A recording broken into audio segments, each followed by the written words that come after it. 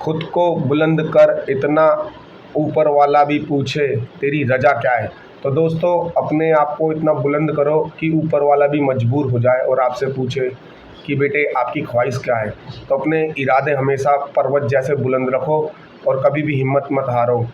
अगर आप हिम्मत हारोगे तो ज़िंदगी में कभी आगे नहीं बढ़ोगे। तो दोस्तों इस बार जो भर्ती आपकी निकली है 10वीं 12वीं ग्रेजुएट पोस्ट ग्रेजुएट लेवल की भर्ती निकली है दोस्तों। तो मैं बता दूं कौन कौन सी पोस्टें निकली है। एमटीएस की निकली है, डाटा एंट्री ऑपरेटर की निकली है, एलडीसी की निकली है, यूडीएस की निकली है, असिस्टेंट की निकली है। तो वीडियो पूरी देखो और चैनल को ज़्यादा शेयर करो और सब्सक्राइब करो। एक बार आपको दोबारा दिल से नमस्कार दोस्तों, मैं आपका एनवी नेगी ब्रो। तो इस बार जो भर्ती निकली आपकी सेंट्रल पोल्यूशन कंट्रोल बोर्ड, इसमें आपकी भर्ती निकली है। तो मैं बताया था इसकी जो पोस्ट अपडेट हुई है 19 अप्रैल को इसकी पोस्ट अपडेट हुई है सरकारी रिजल्ट पर। और ये आपकी टोटल 69 पोस्टें हैं। तो मैं बताता इसमें कौन कौन सी भर्तियाँ निकली है।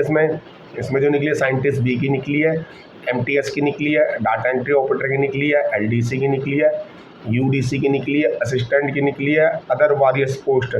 तो दोस्तों इसकी जो पोस्ट अपडेट जो हुई है मैं बताता हूँ।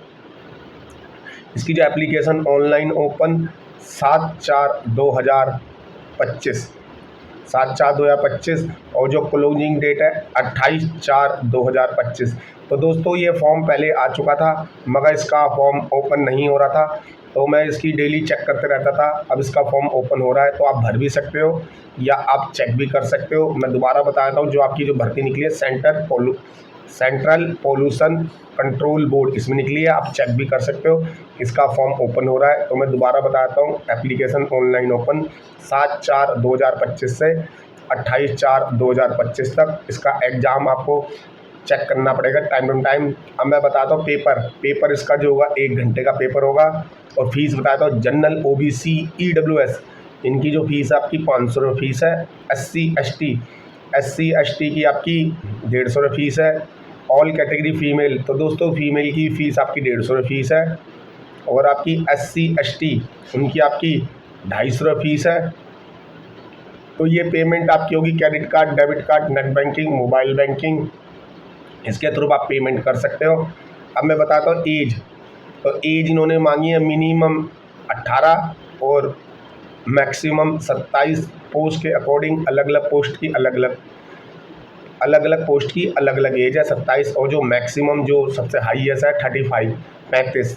तो मैं बता देता हूँ इसकी जो इसकी जो एज कैलकुलेट करेंगे आपकी 28/4/2025 से इसकी एज कैलकुलेट करेंगे, जिसमें आपकी 18 से कम नहीं होनी चाहिए और 35 से ज़्यादा नहीं होनी चाहिए, वो भी पोस्ट के अकॉर्डिंग। तो मैं आपको सारी डिटेल बताऊंगा, तो जिसमें आप सूटेबल हो वही आप जॉब भरे एज के अकॉर्डिंग और एबिलिटी के अकॉर्डिंग। तो मैं बताता हूँ इसमें जो मांगी है मैं बताता हूँ जो सबसे ज़्यादा मांगी है इन्होंने मैक्सिमम एज 35 फॉर साइंटिस्ट भी। जो साइंटिस्ट का फॉर्म भरेगा उसके लिए 35 एज है। और बाकी मैक्सिमम जो अदर पोस्ट जैसे 30 year in assistant law officer, assistant account officer, special scientist, assistant technical supervisor, assistant accountant और असिस्टेंट पोस्ट। तो मैं वैकेंसी डिटेल बताता हूँ इनकी। तो दोस्तों वैकेंसी डिटेल बताता हूँ। सबसे पहले है साइंटिस्ट बी की आपकी 22 पोस्ट है। तो इन्होंने जो एबिलिटी मांगी है bachelor degree engineering technology in civil centre chemical या इन्वायरमेंट या कंप्यूटर साइंस या आईटी या और post graduate in chemistry all bachelors environment science, ये आपकी इसकी एबिलिटी है। उसके बाद जो है आपका असिस्टेंट लॉ ऑफिसर, इसकी जो पोस्ट आपकी एक पोस्ट है। इसमें जो मांगा है bachelor degree in law with experience, more ability detail read notification. तो दोस्तों जो भी आप फॉर्म भरो उसकी आप नोटिफिकेशन रीड करके ही फॉर्म भरो पोस्ट के अकॉर्डिंग। जो नेक्स्ट निकली मैं बताता हूँ सीनियर टेक्निकल सुपरवाइज़र, इसकी आपकी 2 पोस्ट है। तो इन्होंने जो एबिलिटी मांगी बैचलर डिग्री इन्वायरमेंट और इलेक्ट्रिकल इंजीनियरिंग और 3 ईयर एक्सपीरियंस मांगा है। उसके बाद नेक्स्ट बताया था उसमें लिखी है साइंटिस्ट अकाउंट असिस्टेंट, इसकी 4 पोस्ट है। इसमें जो मांगी master degree in science with experience, more ability, read the notification. उसके बाद बता देता हूँ आपका टेक्निकल सुपरवाइजर की 5 पोस्ट है। तो इन्होंने मांगी bachelor degree industrial environment engineering with experience, more detail, read the notification. उसके बाद है दोस्तों असिस्टेंट की 4 पोस्ट है। इसमें जो मांगा bachelor degree in any stream with computer typing 35 word per minute और Hindi typing 30 word per minute. उसके बाद मांगी आपकी अकाउंट असिस्टेंट की 2 पोस्ट है दोस्तों। तो मैं बताया इसमें bachelor degree in computer with experience, more ability, read the notification. उसके बाद है जूनियर ट्रांसलेटर, इसकी जो आपकी 1 पोस्ट है। तो इन्होंने मांगी मास्टर डिग्री इन हिंदी या English any subject with Hindi या इंग्लिश डिग्री लेवल और diploma certificate in translation and 3 year experience मांगा इन्होंने। उसके बाद जो मांगी आपकी बताता हूँ जूनियर टेक्नीशियन, इसकी 2 पोस्टें हैं। तो उन्होंने मांगा है diploma in electronics with experience, more ability, detail, read the notification. इसके बाद जो मांगा है सीनियर लेबोरेटरी असिस्टेंट, इसकी 2 पोस्ट है।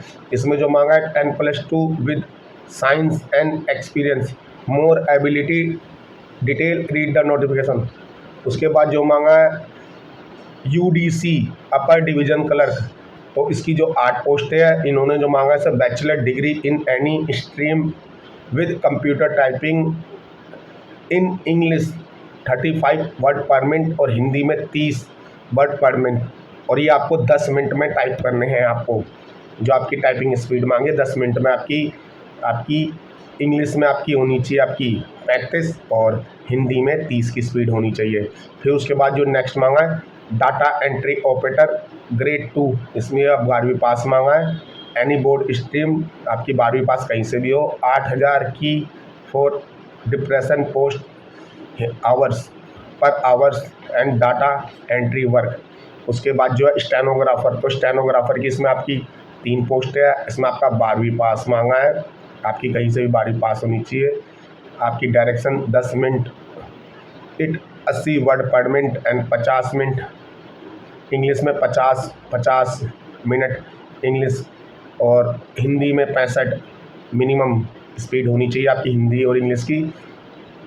और उसके बाद जूनियर लेबोरेटरी असिस्टेंट JLA, तो इसकी जो बताया था 2 पोस्टें हैं। तो इन्होंने मांगा 10+2 एग्जामिनेशन पास, आपकी 12वीं कहीं से भी पास होनी चाहिए, आपकी भारत से 12वीं पास कहीं होनी चाहिए। फिर उसके बाद मैं बताता हूँ लोअर डिवीजन क्लर्क, इसकी आपकी 5 पोस्टें हैं। तो इसमें जो मांगा है आपका 12वीं पास मांगा है और आपकी English typing speed 35 word per minute और Hindi 30 word per minute with 10 minute, 10 minute आपको टाइप करना है। टाइपिंग जो मैंने आपको बताया 35 वर्ड आपको इंग्लिश में टाइप करने हैं और 30 वर्ड हिंदी में टाइप करने हैं। 10 मिनट का टाइम मिलेगा इसमें आपको। फिर उसके बाद आपका फील्ड असिस्टेंट के लिए 10वीं pass any board recorded of India, आपकी 10वीं पास कहीं से भी होनी चाहिए। फिर उसके बाद है मल्टीटास्किंग MTS, इसकी आपकी 3 पोस्ट है। तो दोस्तों ये जो मांगा 10वीं पास होनी चाहिए आपकी, और ITI certificate in electrician, plumber, fire safety, pump operator, इसका आपके पास सर्टिफिकेट होना चाहिए। तो दोस्तों ये जो मैंने आपको भर्ती बताई थी ये आपकी सेंट्रल पोल्यूशन कंट्रोल बोर्ड, इसमें आपकी भर्ती निकली थी। तो दोस्तों इसका शुरू में फॉर्म खुल नहीं रहा था, इसके ऑनलाइन ओपन मैंने करके देखा था तो इसका फॉर्म खुल नहीं रहा था। अब इसका फॉर्म खुल रहा है, चाहे आप चेक भी कर सकते हो और फॉर्म आप भर भी सकते हो, क्योंकि टाइम आपके पास कम है। तो फॉर्म भरो दोस्तों, हिम्मत मत हारो, कोशिश करते रहो और ज़िंदगी में आगे बढ़ते रहो। तो दोस्तों ऐसी वीडियो को शेयर करते रहो और चैनल को सब्सक्राइब करते रहो। 1-2 दिन या 3 दिन के अंदर एयरपोर्ट में भर्ती निकली है, तो एयरपोर्ट में भी मैं आपको भर्ती बताऊंगा। जैसे ही इसका फॉर्म ओपन होगा तो मैं आपको इसकी भर्ती के बारे में बताऊंगा, क्योंकि दोस्तों मैं जो भी फॉर्म भरता हूं पहले मैं चेक करता हूँ इसका फॉर्म ओपन हो रहा है नहीं हो रहा। जब इसका फॉर्म ओपन होता है मैं तभी बताता हूँ, उससे पहले मैं कोई नहीं बताता। तो बाकी मैं एयरपोर्ट वाले का आपको थोड़ी बहुत डिटेल बता देता हूँ। इसमें जो निकली है junior educative air traffic control, इसकी भर्ती निकली है, 309 पोस्ट है। तो अभी इसका फॉर्म ओपन नहीं हुआ, जैसे इसका फॉर्म ऑनलाइन ओपन हो जाएगा तो मैं आपके समक्ष भर्ती बता दूंगा। ठीक है दोस्तों, और ये जो निकली है आपकी एयरपोर्ट वाली ग्रेजुएट लेवल की है, तो जैसे इसका फॉर्म ओपन होगा मैं बता दूंगा। आप लोगों को दिल से नमस्कार, वीडियो शेयर करते रहो, लव यू ऑल।